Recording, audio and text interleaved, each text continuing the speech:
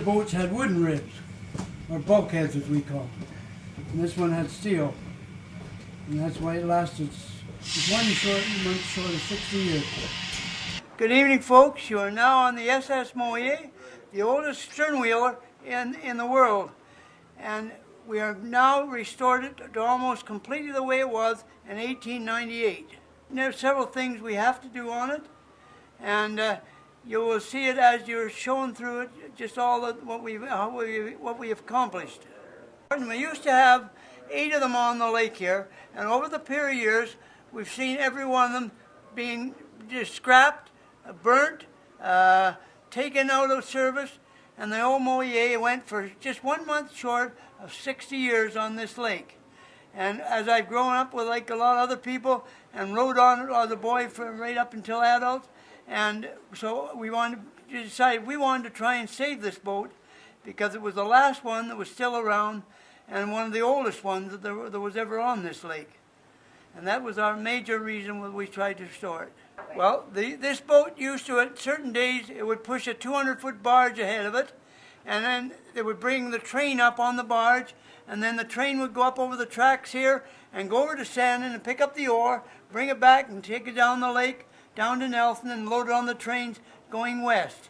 So it was a real connection of bringing all the mining supplies out from Sandon and all those places. They had to go down, and there was no road service. There wasn't roads up in this area in those days. So they depended completely on the boats for getting things in and out. And the people around here that grew fruit, there's cherries around here. The Kaslo cherry used to be 1.25 inches in diameter for a #1 cherry. And that was too big for the provincial scale. Everybody around here had cherries in their yard, and they used to pack them up, and they would bring these big crates down, and they shipped them out on the boats down to Nelson, and then they went out to the coast or went out to the prairies. And then they sent our apples and our cherries over to London to the exhibition there, and they won first prize over there at the exhibition. They were so big in those days, you know. And there were a lot of remittance men brought in here. You know, they were people from well-to-do families in the old country, and they were sent them out here, and they started all these fruit farms all over. That was our whistleblowing. Yeah.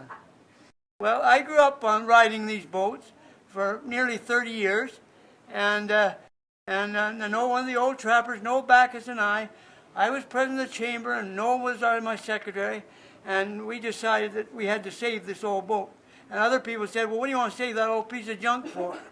So we went and decided we'd save it, and we got the Board of Trade at that time to sponsor us, to go ahead and get it. And so we wrote the CPR and said, we want to save that old boat. And they said they were going to give it to the community that could show it was going to do something with it. And Nelson wanted to make it, get it and strip it and make it into a dance hall. And we said, no, it should be saved like it is. So Mr. Phillips of the CPR, head of the CPR, he said, well, give it to the community. It showed me they got some money to do something with it. So I phoned old W.A.C. Bennett through our MLA and said, we need some money in a hurry. We want to save the old paddle wheel. And he said, how much do you need? And I said, well, I don't know. Let's say $10,000. And he said, what are you going to do? I said, we're going to do all the work of repairing it. Well, he said, you've got to have an investment in it. So I said, all right, we'll go out and we'll sell 2,500 $1 membership and form the Kootenay Lake Historical Society. Because we didn't want to call it the Kaslo, because everybody in the Kootenay had used the boat, so we called it the Kootenay Lake Historical Society. And we went out and sold $1 memberships. Noah went up and down the lake on a boat and sold them wherever he could, and I went up and down with a car, and we sold our 2,500, and we phoned Bennett, and he said, I'll go speak to my cabinet. He came back, he said, we'll give you the 7,500. So I went back to the CPR and said, I got $10,000. They said, well, you've shown us we were going to do something with it. So we got it for $1. But then when we tried to get grants to do anything with it, the government said, we don't give grants to only elected bodies. So I was also on the council at the time. So I went back to the council and said, look, let us take this over because we're an elected body, and then we can get assistance. So that's how it became property of this village of Kaslo. And we were a city at that time. Of course, as a boy, I used to go all the mine. My dad worked in the hardware business, and it was wholesale hardware, so they were going up all the mine to see what they need in the supplies. So we used to go up, and we used to get a lot more snow in those days. When you get up around Whitewater where you were, I've seen the snow in the middle of summer still 15 feet deep there, where the trains just had to cut just a path to go through it. And we used to go to all the mines, and as boys, we liked to go along with your dad because the cooks always had good pies, and that were every camp you went to, the cooks were great big for making pies. So we had a great time going around the mine. Yeah. Later, there was a road up over there, and then we go on. When they took the train out, they moved the road down on the train tracks, and that's where you're on the train tracks when you come over. Earlier, when we went by car, the road was up above that, and it was an awful road, that one. Yeah. When I lived in Nelson as a boy, we would get on this boat on Sunday morning, and we would say we're going up to the Ainsworth Hot Springs. It would stop at all the different places, get you off the hot springs, then it would go on up the Lardo Valley, and then in the evening it would start back down. It would whistle every stop, and if you were in the pool, you had to get out and get down to the wharf. It would start down the lake, and when it got down the West Arm, all the people would come out in their rowboats and canoes to ride the waves, and of course their bonfires all the way down. You could hear them singing on the beach, and there'd always be on the boat here, there was somebody with a mandolin and a guitar and all that, and there'd be lots of music on board, and it was a great feeling. By the time we got down Nelson, everybody was out for their evening walk, and they'd go down the wharf and say, who's coming on the boat tonight? So it was quite a thing in those days. Yeah. We found some of these tiebacks in there. Yeah. And so we were able to go down.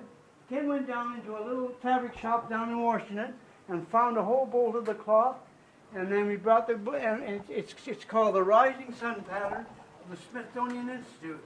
Wow. And so it was original then. Yeah. This is original cloth then. And my wife made all these curtains up from it. And then this material here, we had to go to Holland for, the red. Yeah.